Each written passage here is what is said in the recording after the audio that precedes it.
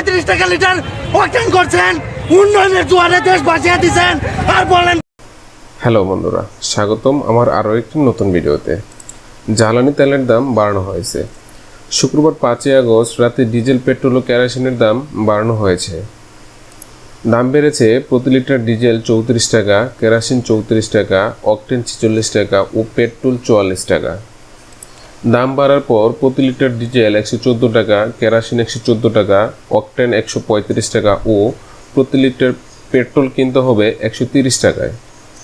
এর আগে ভোক্তা পর্যায়ে খুচরা মূল্য ছিল প্রতি লিটার ডিজেল 80 টাকা, কেরোসিন 80 টাকা, অকটেন 79 টাকা ও প্রতি লিটার পেট্রোল ছিল 46 টাকা। শুক্রবার রাত 12টার পর দাম কার্যকর হবে বলে জানিয়েছে বিদ্যুৎ জ্বালানি খনিজ মন্ত্রণালয়।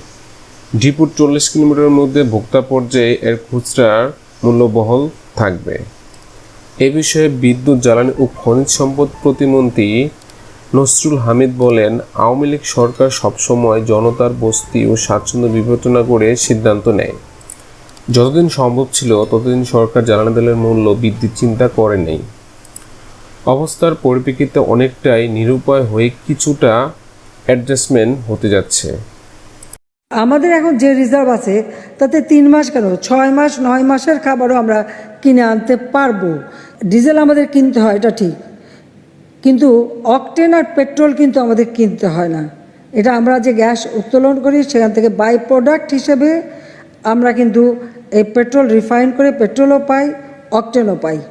আজকে আমাদের সব আমদানিগুলি কিন্তু সমস্ত ক্যাপিটাল মেশিনারিজ। এখানে এটা মাথায় রাখতে হবে যে এই ক্যাপিটাল মেশিনারিজ আনার পরে যে সমস্ত শিল্প গড়ে উঠবে, সেখানে যখন প্রোডাকশনে যাবে সেটা কিন্তু আমাদের দেশেই মানুষ লাভবান হবে।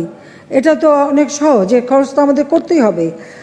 আমাদের রিজার্ভ থাকে কেন, যে 3 মাস কোনো আপৎকালীন সময় 3 মাসের খাদ্যশস্য কেনার মতো বা আমদানি করার মতো যেন আমাদের অর্থটা আমাদের হাতে থাকে। তা আমাদের এখন যে রিজার্ভ আছে তাতে 3 মাস কেন 6 মাস 9 মাসের খাবারও আমরা কিনে আনতে পারবো। কিন্তু আমাদেরকে আবার সেই পদক্ষেপ নিতে হবে যে খাদ্যশস্য যেন আমাদের কিনতে না হয়, আমরা যেন নিজেরা উৎপাদন করতে পারি, নিজেরা সাশ্রয়ী থাকি। তাহলে তো আমাদের এ ব্যাপারে খরচাই হবে না। এটা তো মাথায় রাখতে হবে। আপৎকালীন সময়ের জন্য একটা থাকতে হবে। আজকে আমরা সর্বক্ষেত্রে যে ব্যাপক হারে ভর্তুকি দিয়ে যাচ্ছি এবং আমরা একটা বাজেট দিতে পেরেছি, আজকে মানুষের মাথাপিছু আয় বৃদ্ধি পেয়েছে, আমাদের জিডিপি আমরা ধরে রাখতে সক্ষম হয়েছি। সেগুলি 2016 সালের এপ্রিল মাসে সরকার জ্বালানি তেলের মূল্য কমিয়ে দিয়েছিল। এমনকি পরিস্থিতি স্বাভাবিক হলে সে অনুযায়ী জ্বালানি তেলের মূল্য পুনর্নির্বাচন করা হবে, এমনটা জানিয়েছে বাংলাদেশ সরকার। মন্ত্রণালয় জানিয়েছে, বাংলাদেশের পেট্রোলিয়াম কর্পোরেশন বিগত 6 মাসে ফেব্রুয়ারির 22 থেকে জুলাই 2022 পর্যন্ত জ্বালানি তেল বিক্রয়ে সব পণ্য 8,114.51 কোটি টাকা লোকসান দিয়েছে।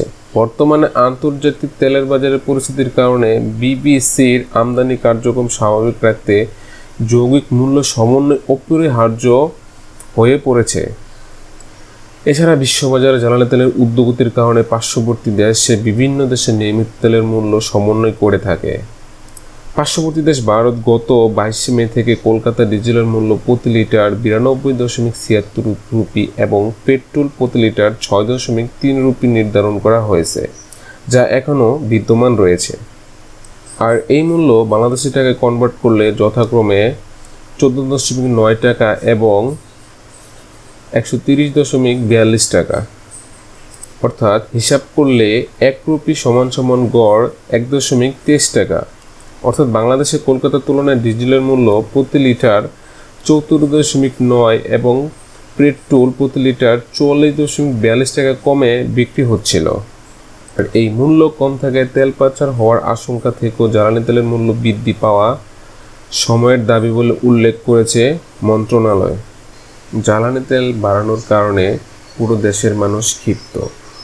এই জ্বালানি তেল বাড়ানোর পিছনে মূল কারণ কি, অবশ্যই কমেন্ট বক্সে কমেন্ট করে জানাবেন। ভিডিওটি যদি ভালো লাগে অবশ্যই লাইক দিয়ে এবং চ্যানেলটি সাবস্ক্রাইব করে আমাদের পাশে থাকবেন। ধন্যবাদ সবাই।